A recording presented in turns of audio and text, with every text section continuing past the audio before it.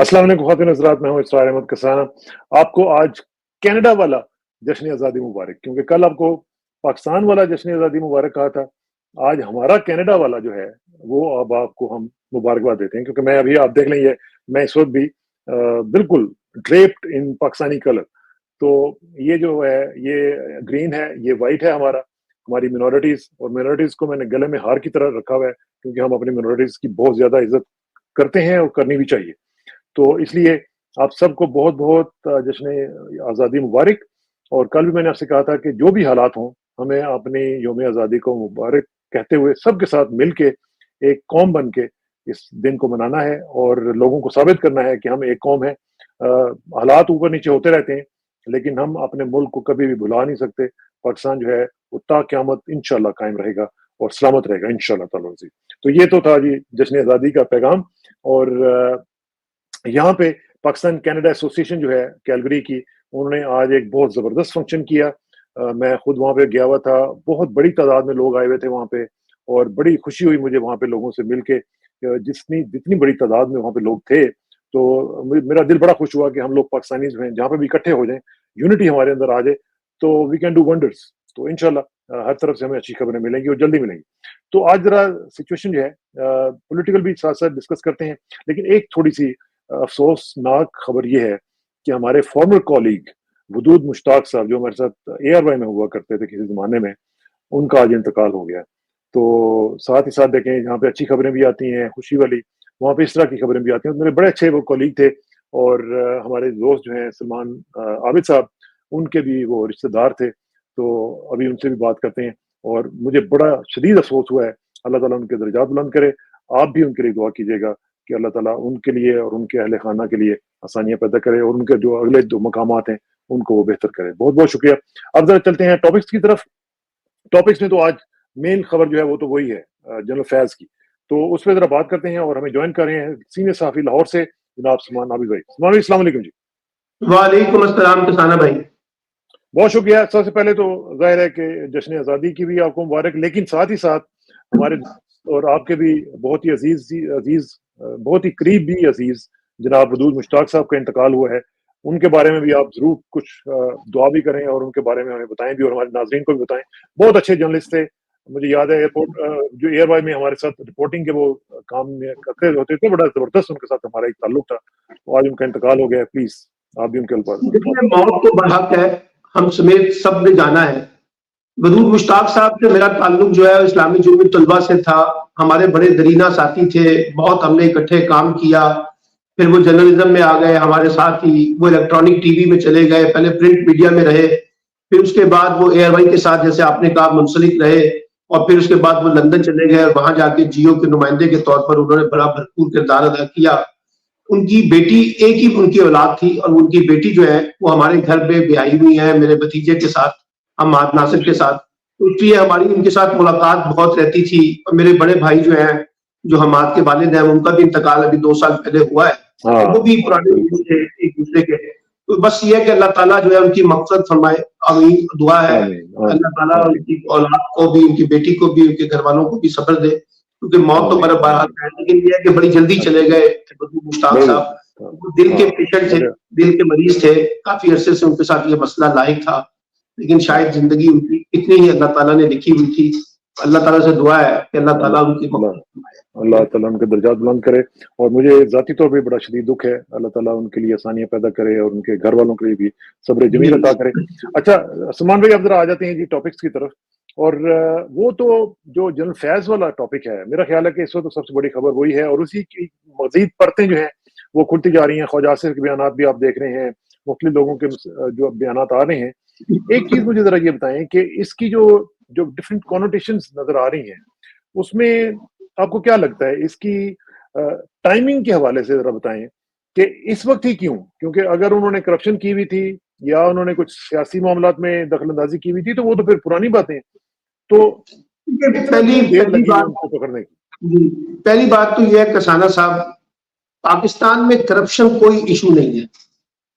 ہر طبقے کے اندر، ہر گروپ کے اندر کرپشن جو ہے وہ اپنی انتہا پہ پہنچی ہوئی ہے.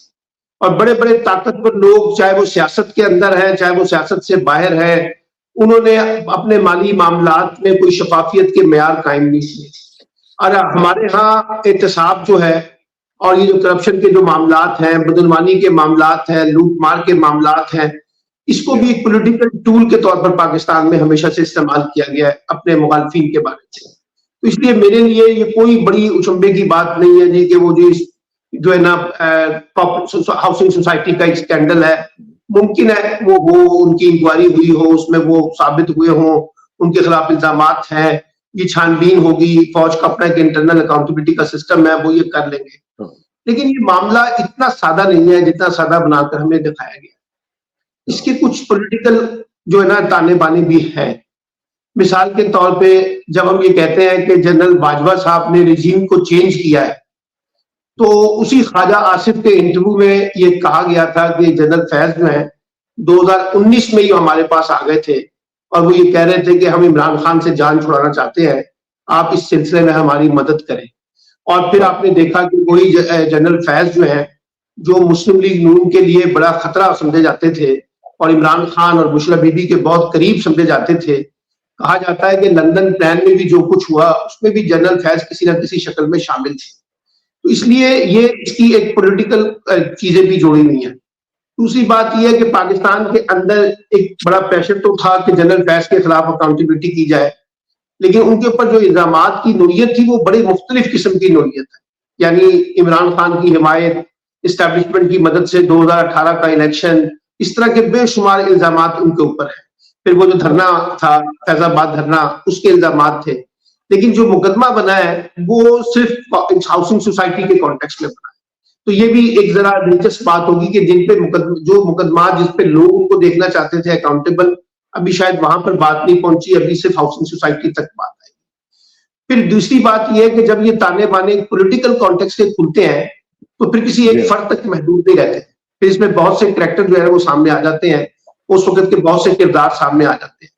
عمومی طور پہ ہمارے ہاں جو طاقت کے مراکز ہیں یا طاقتور سیاسی حلقے ہیں وہ ان پنڈوروں کو کھولنے کے حامی نہیں ہوتے. ان کا خیال ہوتا ہے کہ جب یہ کھلے گا تو اس میں اور بہت کچھ نکلے گا اور بہت سارے مسائل جو ہے وہ نکلیں گے.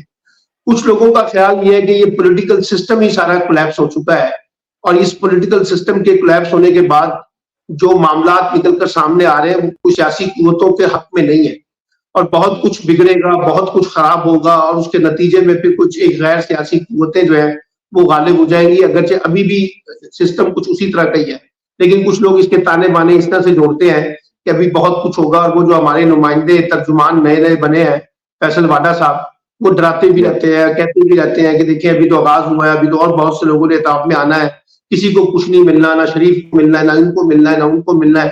یہ ساری باتیں بھی کی جا رہی ہیں. اچھا, اب مسئلہ یہ ہے کہ یہ کیونکہ ایک حساس معاملہ بھی ہوتا ہے ادارے کے کانٹیکسٹ میں, ہم ایک حد تک اس پہ بات کر سکتے ہیں, لیکن میں یہ سمجھ رہا ہوں کہ یہ تانے بانے بہت سارے جو, اچھا کچھ لوگوں کا خیال یہ ہے کہ جو اس وقت پریشر ہے ملٹری اسٹیبلشمنٹ کے اوپر, یہ اس کا جو اثر ہے اس کو بھی زائل کرنے کی کوشش ہے اور یہ ثابت کرنے کی کوشش کی جا رہی ہے کہ جناب دیکھیے ہم تو اپنے انٹرنل اکاؤنٹیبلٹی کے معیارات کے اوپر کوئی سمجھوتا نہیں کرتے. اور یہ جو سارا بنگلہ دیش کے کانٹیکسٹ میں نکلا ہے سارا قرآن اور وہ یہاں تک پہنچا ہے, اور میں نے شاید اپنی ایک ویڈیو بھی شیئر کی تھی جس میں وزارت داخلہ نے ایک نوٹیفیکیشن جاری کیا ہے کہ جو طلباء و طالبات جو ہے وہ اپنے تعلیمی اداروں کے اندر ڈیمانسٹریٹ کریں گے, ایک شہر سے دوسرے شہر جائیں گے, سیاسی سرگرمیوں میں حصہ لیں گے, طلباء کو منظم کریں گے, آرگنائز کریں گے, حکومت مخالف سرگرمیوں میں حصہ لیں گے, اسٹیٹ مخالف سرگرمیوں میں حصہ لیں گے, تو بڑی بدقسمتی سے ان کو 4th شیڈول میں شامل کیا جائے گا. یعنی وہ دہشت گردی کے زمرے میں آئیں گے, ان کے آئی ڈی کارڈ ضبط ہو جائیں گے. اور یہ ایک خوف ہے حکمرانوں کے اندر کہ جو کچھ بنگلہ دیش میں ہوا ہے کہیں اس طرح کی کوئی ریفلیکشن جو ہے وہ یہاں پر نہ ہو. کیونکہ جب آئی ایس ایف نے ایک پریس کانفرنس کی اور کہا کہ 30 اگست تک ہم مہلت دے رہے ہیں, اس کے بعد مہلت گیر طلباء کی جو معاملات ہیں اس کے اوپر کام کیا جائے گا, تو ایک خوف وہ بھی ہے. تو یہ بھی لگتا ہے کہ شاید لوگوں کی جو اٹینشن ہے وہ باقی ایشوز سے نکال کر ایک اس ایشو پہ ڈال دی جائے اور لوگ اس کے اوپر توجہ دیں اور باقی چیزوں کو بھول جائیں. ٹھیک بات. اچھا, اس میں سلمان بھائی جو آپ نے بات کہی نا شروع میں کہ کرپشن جو ہے وہ کوئی ایشو نہیں ہے, اور وہ لگتا بھی ہے, کیونکہ اگر کرپشن ایشو ہو تو پھر تو بہت سارے سابق جو ہمارے فوج کے لوگ ہیں ان کے اوپر بہت بڑے بڑے الزامات لگے ہوئے ہیں. اخبارات میں باجوہ صاحب کے بارے میں بھی آپ نے اسکینڈلز دیکھے ہوئے ہیں, پھر آپ نے فارمر DGISPR جو دوسرے باجوہ صاحب تھے ان کے بارے میں بھی آپ نے سنا ہوا ہے. اسی طرح مختلف دوسرے یو نیم اٹ کئی لوگ ہیں تو ان کے بارے میں تو نہیں ہوا. اچھا دوسری بات یہ ہے کہ کیا جنرل فیض جو تھے وہ بینگ DGI وہ آن ہز اون تو نہیں باتیں کر رہے تھے یا جو کچھ بھی کر رہے تھے وہ ظاہر ہے کہ چیف کے نام پہ کر رہے تھے یا چیف کے کہنے پہ کر رہے ہوں گے.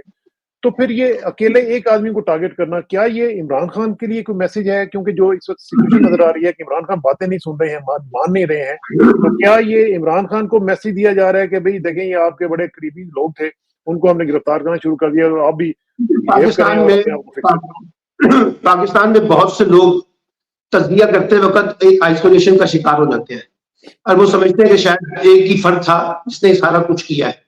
حالانکہ یہ ایک فرد نہیں ہوتا. جب جنرل فیض کابل گئے تھے تو ایسا نہیں ہے کہ وہ ملٹری ادارے کی مرضی کے بغیر کابل پہنچ گئے اور وہاں جنرل باجوہ جو ہے ان کو پتہ ہی نہ ہو یا ان کی مرضی شامل نہ ہو یا ان کا کانسنٹ شامل نہ ہو. ایسا نہیں ہوتا. اور جو کچھ وہ کر رہے تھے اس میں وہ شامل تھے. اسی لیے جب وہ مسلم لیگ نون والے جنرل فیض کو ٹارگٹ کر رہے تھے اور کہہ رہے تھے کہ ہمارے خلاف ساری سازشیں انہوں نے بنائی ہیں, تو وہ جو خواجہ آصف کا انٹرویو ہے نا وہ بڑا کلاسک انٹرویو ہے. وہ 2018 میں حکومت بنتی ہے, 2019 میں وہ ان کے پاس چلے جاتے ہیں کہ ہم نے عمران خان کو باہر نکالنا ہے. تو اس کا مطلب ہوا کہ وہ جو جنرل باجوہ ڈاکٹرائن تھی اور جس میں عمران خان کی پہلے حمایت تھی اور بعد میں ان کی مخالفت تھی اور ان کو اقتدار سے نکالنا تھا, تو جنرل فیض بھی اس کا حصہ تھے.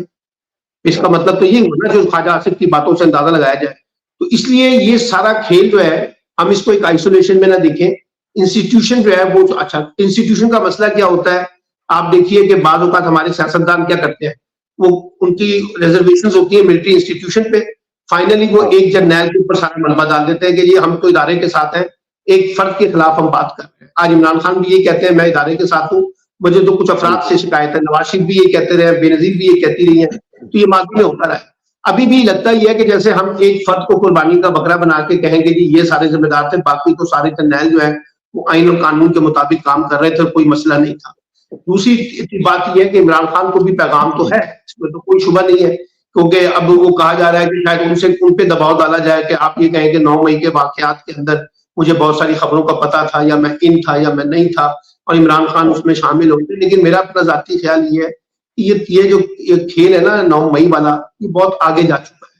اب اس میں آپ جو کچھ بھی کرنا چاہتے ہیں کر لیں, لیکن عدالتی ایویڈنس آپ کے پاس نہیں ہوں گے جو عدالتوں کے اندر پروف کرنا ہوگا, کیونکہ آج کے دن تک تو یہ ناکامی ہمیں نظر آ رہی ہے پروسیکیوشن کی اور حکومت کی کہ وہ عدالتوں کے اندر وہ شواہد پیش نہیں کر سکے ہیں جن کی بنیاد پہ لوگوں کو 9 مئی کی سزا دی جا سکے. اور نہ ہی وہ عمران خان کا وہ مطالبہ مانا گیا کہ ایک عدالتی کمیشن بنا لیا جائے اور وہ فیئر ٹرائل کرے اور اس کے بعد جو بھی فیصلہ آئے گا وہ ان کو قبول کریں گے. وہ خود بھی قوم سے معافی مانگنے کے لیے تیار ہے اگر عدالت کا فیصلہ یہ آ جائے کہ پی ٹی آئی اور پی ٹی آئی کے لوگ یا عمران خان خود اس میں ملوث ہے. تو یہ چیزیں تو موجود ہیں. تو یقینی طور پہ عمران خان پہ بھی دباؤ ڈالنے کی کوشش ہوگی. اور یہ جو بار بار کہا جا رہا ہے نا کہ عمران خان کو ملٹری ٹرائل سے گزرنا پڑے گا, اور وہ بھی ایک ڈر اور خوف کی کیفیت ڈال دی جاتی ہے. لیکن عمران خان نے کہا ہے پچھلے دنوں 2-3 دن پہلے عمران خان کا ایک انٹرویو میں نے سنا ہے, وہ بات چیت تو میڈیا سے کی ہے, انہوں نے کہا جو کرنا چاہتے ہیں آپ کر لیں, لیکن میں جو ہے نا اپنے موقف پہ قائم ہوں اور میں تیار ہوں ذہنی طور پہ کہ جتنا مجھے اندر رکھنا چاہتے ہیں رکھ لیں اور جو کچھ کرنا چاہتے ہیں کر لیں. تو میرا خیال یہ ہے کہ یہ سارا جو کچھ ہمیں نظر آ رہا ہے اس کے اگر پولیٹیکل معاملات کو دیکھنے کی کوشش کریں تو اس سے خود حکومت بھی ڈسٹرب ہے. یہ میں آپ کو بتاؤں, حکومت کے لیے بھی کوئی اچھی چیز نہیں ہے. اس کی وجہ یہ ہے کہ حکومت کو پتا ہے کہ جو رجیم چینج ہوا ہے یہ کیسے چینج ہوا ہے اور اس میں کون کون سے کردار ہیں. تو جب وہ تانے بانے کھلیں گے تو اس میں بھی حکومت کے اپنے کردار جو ہے وہ بہت سارے سامنے آئیں گے. اور خاص طور پہ نواز شریف صاحب کی جو پوزیشن ہے وہ سب سے زیادہ ورسٹ ہوگی. آپ کو یاد ہوگا جب کیپٹن صفدر نے کہا تھا کہ لندن پلان میں بیٹھ کے یہ چیزیں طے ہوئی تھی اور ملٹری لیڈرشپ جا کے ان کی منتیں کرتی رہی ہے اور کہتی رہی ہے کہ ان کو ساتھ دیں, وہ یہ سب چیزیں بھی پھر آہستہ آہستہ باہر نکل آتی ہیں نا. اور وہ تو پاکستان میں بیٹھے ہوئے ہیں اس وقت جنرل فیض, اور اس وقت ان کی اپنا کسٹڈی میں ہے. اس لیے جب وہ تفتیش ہوگی تو اس سے پھر اور کچھ پولیٹیکل اینگلنگ جب نکلے گی تو پھر ہمارے پولیٹیکل کانٹیکسٹ میں جو اس وقت رولنگ پارٹی ہے اور جو اس وقت اسٹیبلشمنٹ ہے ان کے لیے بھی تو پھر بہت ساری نئی باتیں بھی نکلیں گی جس کا پھر ان کو بھی جواب دینا ہوگا. صحیح بات. اچھا 2 چیزوں کی طرف میں آپ کی توجہ مبذول کرانا چاہتا ہوں اور اس پہ آپ کی میں اوپینین چاہوں گا.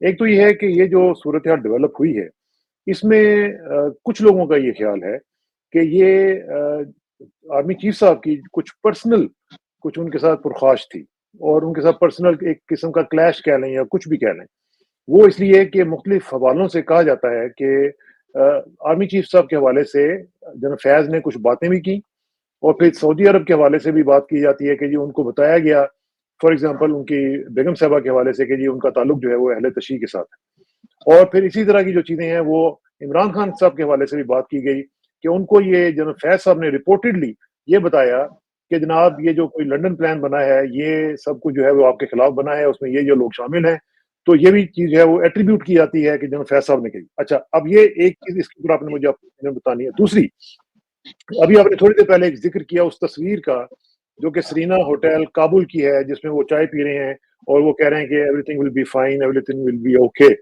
اچھا، اب یہ جو تصویر ہے یہ وو کرنے کی شاید کوشش ہو کہ امریکنز کو یہ بتایا جائے کہ جی جس بندے نے بڑی ہیومیلیٹنگ قسم کی ڈیفیٹ آپ کے لیے کاز کی تھی اور وہ یہ جنرل تھا، اس کو ہم نے فکس کر دیا ہے۔ ان کے ساتھ ایک چینل کھولنے کے لیے، اس کے ساتھ ابھی ایک چینل ہمارا جب کھل جائے تاکہ جب نئی ایڈمنسٹریشن آئے ٹرمپ کی یا جو بھی ہو تو ہمارے جو معاملات ہیں ان کے ساتھ ٹھیک ہو سکیں۔ دونوں کے اوپر آپ کی اوپینین؟ دیکھیے، پہلی بات ہے، یہ بات تو بالکل بجا ہے، شروع سے اس طرح کی خبریں آتی رہی ہیں۔ جب وہ D G I S I تھے جنرل عاصم منیر، اس وقت سے کہا جاتا ہے کہ جناب ان کے خلاف سازش ہوئی، ان کو نکالا گیا، اور اس میں یہ لوگ جنرل فیض بھی جو ہے استعمال ہوئے، اور بہت سے لوگوں نے بد اعتمادی پیدا کی اور تلخیاں پیدا ہوئیں۔ یہ ساری خبریں ہمارے پاس ماضی میں آتی رہی ہیں، اور جس کی وجہ سے ایک رنجش جو ہے نا شخصی جسے کہتے ہیں ٹکراؤ پیدا ہوا تھا۔ پھر یہ بھی خبریں آتی رہی ہیں کہ ان کے تانے بانے جو ہے پی ٹی آئی کے لوگوں کے ساتھ رہے، اور پی ٹی آئی کے لیے وہ خبر رساں ایجنسی کے طور پر کام کرتے رہے، اور اب بھی وہ پی ٹی آئی کے بہت سے لوگوں سے رابطے میں تھے۔ یہ بھی خبریں آتی رہتی ہیں۔ اور پھر یہ آپ کو یاد ہوگا کہا جاتا تھا جب بشرا بی بی سے جو ایک گروپ بنا ہوا تھا، اس میں ان کے ملٹری اور جو اپنا اعظم خان صاحب ہے وہ بھی، اور جنرل فیض بھی بہت قریب پائے جاتے تھے بشرا بی بی کے، اور بہت ساری چیزوں کے اوپر وہ انفلوئنس بھی اپنا شو کیا کرتے تھے، اور عمران خان پھر ان کی بات کو مان لیتے تھے۔ یعنی جو بات اعظم خان نے اور جنرل فیض نے منوانی ہوتی تھی وہ بایا بشرا بی بی جاتی تھی، اور بشرا بی بی پھر عمران خان کو قائل کرتی تھی۔ یہ ساری باتیں ہم نے سنی ہوئی ہیں، اس طرح کی بہت ساری خبریں بھی ہمارے پاس موجود رہی ہیں، اور ہم اس کا انالیسس مختلف اوقات کار میں کرتے رہے۔ لیکن اب سوال یہ ہے، اگر یہ مثال کے طور پہ ایک ذاتی رنجش بھی ہے، اگر مثال مان لی جائے، تو اب بات تو بہت آگے جا چکی ہے نا کسانہ صاحب، اب اس سے آگے نکلنے کی ضرورت ہے۔ یہی تو پاکستان کی سیاست کا اس وقت پورا ڈائلما ہے کہ ہم شخصی تضادات، شخصی ٹکراؤ کے اندر شکار ہو گئے ہیں۔ اختلافات کو ہم نے سیاسی دشمنی کا، سیاسی اس کی شخصیت کے خاتمے کا کے ساتھ لنک کر دیا ہے، وہ سیاسی لوگوں میں ہو یا غیر سیاسی لوگوں میں ہو۔ یہ چیزیں تو ٹھیک نہیں ہے پاکستان کے حق میں پہلے بتا رہا ہوں۔ اور یہ میں اس سے اور کیا ہوگا، اس سے اور زیادہ الجھاؤ پیدا ہوگا، اس سے اور زیادہ ٹکراؤ پیدا ہوگا، اور جب ٹکراؤ پیدا ہوگا تو اس کا نتیجہ کوئی سیاسی اور غیر سیاسی قوتوں کے حق میں نہیں آئے گا، کسی کے حق میں نہیں آئے گا، کوئی چیزیں خراب ہو جائیں گی۔ تو اس لیے میرا ذاتی خیال یہ ہے کہ ان تمام معاملوں کو آپ ضرور کریں۔ اگر کرپشن کے معاملات ہیں، میں تو بڑا خوش ہوں گا اور میں کہوں گا کہ یہ معاملہ پھر ان تک نہیں رکنا چاہیے، باقی لوگوں کو بھی کرپشن کے شکنجے میں لایا جائے۔ احتساب کے دائرے میں تو بہت سارے لوگ آتے ہیں نا جی، اس میں سیاست کے لوگ بھی ہیں، اس میں بیوروکریٹ بھی ہیں، اس میں ریٹائرڈ ججز بھی ہیں، اس میں اسٹیبلشمنٹ کے جو سابق فوجی افسران ہیں وہ بھی شامل ہوں گے۔ تو پھر آپ کریں کڑا احتساب۔ قوم تو بار بار آپ کے بار بار کہتی ہے کہ احتساب کریں احتساب کریں، لیکن احتساب ہوتا نہیں ہے نا، وہ سنتوں کا شکار ہو جاتا ہے، اس میں سیاسی رنگ غالب ہو جاتا ہے، اس میں سیاسی انتقام غالب ہو جاتا ہے۔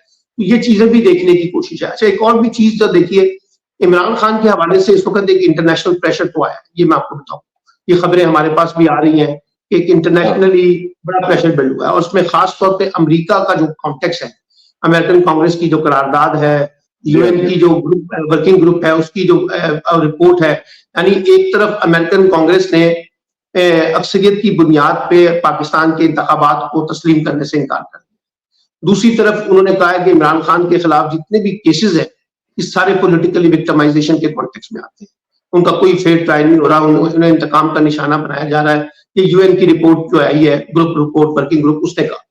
اب اس کے ساتھ ساتھ باہر کی دنیا سے یہ سوالات بھی اٹھ رہے ہیں کہ عمران خان کا جس انداز سے ٹرائل کیا جا رہا ہے وہ منصفانہ نہیں ہے، شفاف نہیں ہے، یہ بہت ساری باتیں ہیں۔ پھر مقدمے ختم ہوتے جا رہے ہیں لیکن نئے مقدمے سامنے آتے جا رہے ہیں، یہ چیزیں بھی سامنے آ رہی ہیں۔ اچھا، پھر اس میں ایک اور چیز بھی چلی کہ جی عمران خان کے اور ان کے درمیان جو ہے نا رابطہ کاری بھی جو ہے وہ برج کے طور پہ مختلف لوگوں کے ذریعے ہو رہی ہے، اور وہ مسئلہ وہی آ جاتا ہے کہ عمران خان اپنے موقف پہ قائم ہے، جس طرح سے وہی چاہتے ہیں وہ نہیں چاہ رہے، جو عمران خان چاہتے ہیں وہ یہ نہیں چاہ رہے، وہ بھی چیزیں ساری کی ساری چیزیں آ رہی ہیں۔ اور آہستہ آہستہ عدالتوں کے ذریعے بھی اب پی ٹی آئی کو اور پی ٹی آئی کے لوگوں کو ریلیف تو ملنا شروع ہو گیا ہے، اور آہستہ آہستہ سلو ہے، اور یہ گریجولی چلے گا تاکہ یہ نہ تاثر پیدا ہو کہ جی کوئی معاملہ شاید طے ہو گیا ہے.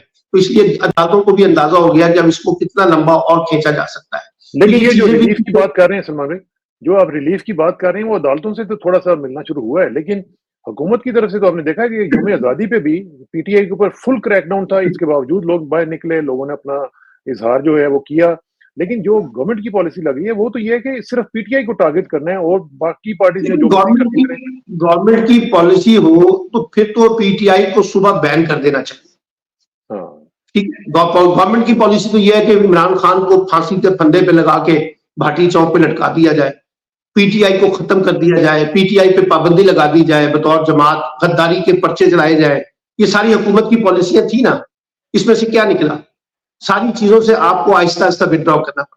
عدالتوں کے اندر آپ کو سوائے رسوائی کے کچھ نہیں ملا، کیونکہ آپ کوئی ثبوت جو ہے 9 مئی کے حوالے سے نہیں پیش کر سکے. نہ آپ کے پاس کوئی ویڈیو فوٹیجز ہے، نہ کیمرے کے اندر فوٹیجز ہے، نہ کوئی اور چیزیں ہیں وہ آپ پیش نہیں کر سکے.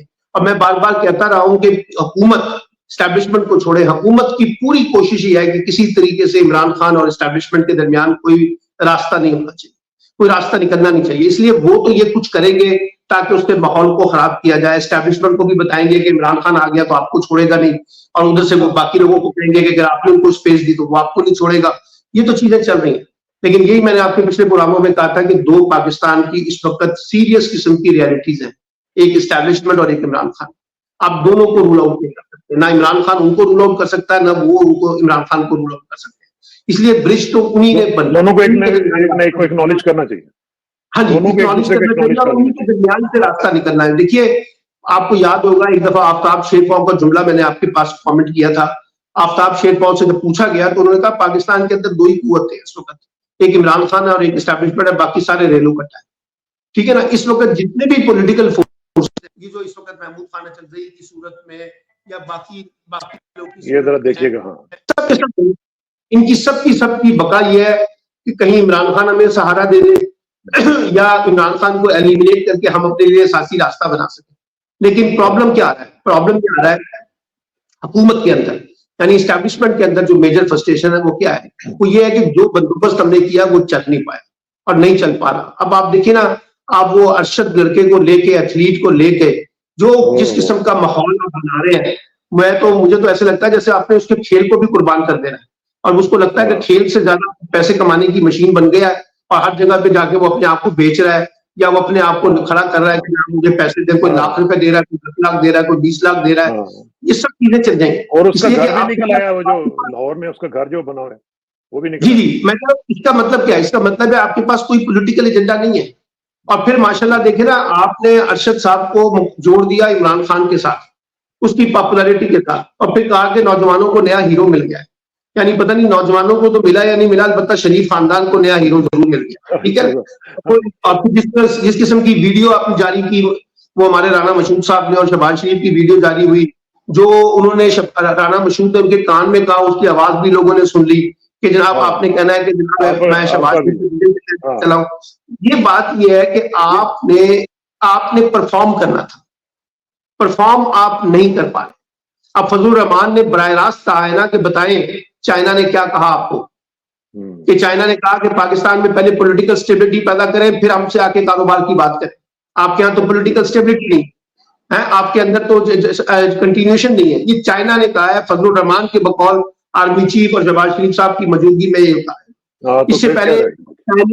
اس سے پہلے چائنا کے وزیر خارجہ پاکستان میں کہہ کے گئے ہیں کہ without political stability Pakistan can not move. اس لیے یہ چیزیں کو بھی سمجھنے کی کوشش کریں. سعودی عرب کہاں کھڑا ہے؟ کتنے پیسے سعودی عرب نے آپ کو بھیج دیے ہیں؟ کتنے پیسے آپ کو یو اے میں بھیج دیے ہیں؟ ایک تو پولیٹیکل سٹیبلٹی کی آپ بات کر رہے ہیں، دوسری سٹیبلٹی جو مجھے آپ یقین کریں 14 اگست والے ہم نے یہاں پہ جب یہ خبر پڑھی، وہ جو بیلجیم والی خاتون والی، تو آپ یقین کریں کہ میں آج وہ اپنے وہاں پہ جشن آزادی کے سلسلے میں گیا ہوا تھا، وہاں پہ لوگ یہی بات کر رہے تھے کہ پاکستان کا کیا ہم کریں، کہ پاکستان میں ایسی ایسی خبریں آتی ہیں کہ بندہ حیران اور پریشان ہو جاتا ہے کہ ایک ٹورسٹ جو ایک فارنر ہے وہ وہاں پہ گئی بھی ہے اور اس کے ساتھ جو کچھ کیا ان لوگوں نے، اور پولیس جو ہے وہ صرف اس کام پہ لگی ہوئی ہے کہ روکنا کیسے ہے, کیسے ان کے بندوں کو پکڑنا ہے اور کیسے ان کے جھنڈوں. اب آپ دیکھیں نا, اب آپ دیکھیں کل کی خبر ہے ڈان کی, پاکستان سے بیشتر کمپنیاں جو ہیں جو ای کامرس کرتی تھیں ان میں سے بیشتر کمپنیوں نے اپنے آپ کو دبئی میں شفٹ کر لیا ہے. انہوں نے کہا پاکستان میں کاروبار نہیں ہو سکتا. وہ ایک سائٹ ہے جو پاکستان کے نوجوانوں کو جو سیریز ہیں ان کو ایکسپلور کر کے وہ وہاں سے بزنس جنریٹ کرتے ہیں, اس کو انہوں نے بند کر دیا یہ کہہ کے کہ جناب پاکستان میں بزنس نہ کیا جائے, پاکستانی نوجوانوں کے ساتھ ان کے یہاں انٹرنیٹ کی پرابلم ہے. آپ مجھے بتائیں, آپ نیٹ ورک کے ذریعے جو کچھ پاکستان کے اندر کر رہے ہیں, آپ میں رات تک ہماری جو واٹس ایپ ہے ان میں سے پکچر ڈاؤن لوڈ نہیں ہو رہی, نام کام نہیں کر رہا. اسٹوڈنٹس ٹائم سکیئر کے اوپر مریم نواز جو ہے وہ اپنا اشتہار لگا رہی ہیں کہ جی ہم لوگ آئی ٹی سٹی بنا رہے ہیں. جی, اور اسٹوڈنٹس رو رہے ہیں کیونکہ وہ آن لائن پڑھتے ہیں, اس کی تیاری کے مسائل ہیں. جو چھوٹے چھوٹے لوگ کاروبار کرتے ہیں آن لائن بیسس کے اوپر ان کو نقصان ہو رہا ہے. ایک طرف آپ کہتے ہیں کہ ہم نے گلوبل کنیکٹیویٹی کرنی ہے, دنیا کے ساتھ جڑنا ہے, ڈیجیٹلائزیشن کرنی ہے. دوسری طرف آپ کے اوپر اتنا خوف آ گیا ہے کہ آپ اس کو سیاسی ایجنڈے کے تحت انٹرنیٹ کو بندش کر دیتے ہیں, انٹرنیٹ کو تعطل میں لے کے آ رہے ہیں, اس کو کام کرنے نہیں دے رہے, لوگوں کے لیے مسئلے مسائل پیدا کر رہے ہیں. تو یہ مجھے بتائیے, جب نوجوانوں کی جو اتنی بڑی تعداد ہے پاکستان میں 63%, ایک طرف آپ ان کو کہتے ہیں کہ آپ انٹرپرینیورز ماڈلز میں جائیں, اپنے لیے کاروبار کو جنریٹ کریں, اپنے لیے روزگار پیدا کریں, اور جب وہ پیدا کرنے کی کوشش کرتے ہیں تو آپ ان کے سسٹمز کو بند کر دیتے ہیں. ابھی میں یہاں سے بیٹھ کے اوبر یا بائکیا کو بک کروانا چاہوں نا تو سر مجھے 10 منٹ لگتے ہیں, جو 10 سیکنڈ کا کام تھا وہ کنیکٹ ہی نہیں ہو پاتا. تو یہ کہنے کا مطلب یہ ہے کہ جب سسٹم کا ماحول بنائیں گے, اس قسم کے حالات بنائیں گے, تو پھر اس کے نتیجے میں پاکستان کی جو اکانومی کے ایشوز ہیں وہ کیسے ریزالو ہوں گے. اور جب اکانومی کے ایشو ریزالو نہیں ہو رہے, اور اس کی بڑی وجہ یہ ہے کہ آپ کی پولیٹیکل پولرائزیشن جو ہے وہ بہت آگے جا چکی ہے, آپ ابھی بھی وہ فیصلے کر رہے ہیں جو لوگوں کو سیاسی طور پہ تقسیم کر رہے ہیں, تو پھر کیسے آپ آگے بڑھیں گے. جن لوگوں کو بٹھایا ہوا ہے ان کی حالت آپ دیکھ رہے ہیں کہ میں دیکھ رہا تھا وہ ویڈیو, آپ نے بھی دیکھی ہوگی یقیناً, جو کہ مریم صاحبہ جو ہیں وہ جا کے کسی جگہ پہ کتاب پہ اوپر کچھ لکھ رہی ہیں اور ان کا جو قلم ہے وہ نہیں چل رہا, نہ ان کو پتا ہے کہ کیا لکھنا ہے, نہ ان کو کچھ اس طرح کی ایشوز کا اندازہ ہے. اس طرح کے لوگ جب تو آپ کے اوپر سوار ہو جائیں گے تو کیا بنے گا پاکستان کا. لیکن سمپل سی بات ہے, جب آپ آرٹیفیشل طریقے سے, مصنوعی جعلی طریقے سے, اور ایسے لوگوں کو جن کے پاس کوئی مینڈیٹ نہ ہو, ان کی کوئی پولیٹیکل لیگل لیجیٹیمیسی نہ ہو, ان کو آپ جب لا کے لوگوں پہ مسلط کریں گے تو پہلے تو سوال یہ ہے کہ لوگ کیا سوچیں گے. یہ بات کا مسئلہ ہے, پہلے تو ان کے اپنے اندر ایک گلٹ ہوگا کہ ہم انلیگل طریقے سے آئے, اور جب انلیگل طریقے سے آتے ہیں, مثال کے طور پہ اب آپ نواز شریف صاحب کو دیکھیں نا, وہ کبوتر جو انہوں نے اڑایا تھا وہ کبوتر کہاں ہے, ان سے پوچھیں نا, وہ کیوں خاموش ہو کے بیٹھ گئے پاکستان کے ان حالات کے اوپر, کیوں انہوں نے خاموشی اختیار کی ہوئی ہے, کیوں وہ نتھیا گلی کے اندر خاموشی سے انہوں نے گوشہ نشینی اختیار کی ہوئی ہے, کیوں نہیں وہ بات کر رہے پاکستان کے ایشوز کے اوپر جو اس وقت پاکستان کو درپیش ہے. اس لیے کہ آپ نے اقتدار کی جو بندر بانٹ کی ہے اس میں آپ کی زبان بندی کر دی ہے. اب آپ کریں گے تو آپ پکڑے جائیں گے, آپ کو بتا دیا جائے گا. آپ مثال کے طور پہ میں آپ کو بتاؤں, مجھے پی ایم ایل این کے ایک وزیر نے کہا کہ سب سے بڑی اس وقت ہماری کوشش یہ ہے کہ کسی طریقے سے الیکشن ٹریبونل سے ہمارے خلاف فیصلے نہ آئے. اگر الیکشن ٹریبونل سے ہمارے خلاف 10 فیصلے بھی آ گئے نا, انکلوڈنگ نواز شریف, تو یہ سارا کا سارا جو پی ایم ایل این کا سارا بیڑا غرق ہو جائے گا. اس لیے ہم کسی بھی صورت میں الیکشن ٹریبونل میں نہیں جائیں گے, بلکہ اگر ایسی سٹیج آئی تو شہباز شریف صاحب اسمبلی کو توڑنا پسند فرمائیں گے. وہ اسمبلی توڑ دیں گے, وہ نہیں چاہیے کہ الیکشن ٹریبونل میں میرے بھائی کا کیس آئے کہ جناب وہ جیتا نہیں تھا, اس کو جتوایا گیا, مریم کا کیس آئے, ان کا اپنا کیس آئے, باقی لوگوں کے کیسز آئے. پنڈی, اب میں آپ سے پوچھتا ہوں وہ کمشنر پنڈی کہاں ہے, کہیں کسی کو پتا ہے کہ وہ کہاں پر ہے؟ تو اس لیے میں یہ کہہ رہا ہوں کہ جب آپ اس قسم کے مینڈیٹ کے ساتھ آتے ہیں جو جعلی ہوتا ہے, تو پھر آپ کیا پرفارم کریں گے, آپ کی کیا پرفارمنس ہوگی. آپ سمجھتے ہیں کہ دنیا بے وقوف ہے, دنیا کو نہیں پتا کہ آپ کس مینڈیٹ کے ساتھ ہیں, دنیا کو نہیں پتا کہ آپ کے پاس کیا مینڈیٹ ہے, دنیا کو نہیں پتا کہ آپ کو کیسے جتا کے حکومت پہ بٹھایا گیا ہے. تو اس لیے یہ چیزیں دیکھیں. ہاں, عمران خان ریزسٹ نہ کر رہے ہوتے, عمران خان جیل میں نہ ہوتے, عمران خان ملک سے باہر چلے جاتے, جلا وطنی اختیار کر لیتے, بچوں کے پاس جانے چلے جاتے, برا وقت جو ہے وہ لندن میں بیٹھ کے گزار لیتے, تو شاید آج آپ کے لیے پولیٹیکل پوزیشن ڈفرینٹ ہوتی. لیکن جب وہ میدان میں کھڑا ہوا ہے تو آپ کے لیے مشکل تو ہے نا.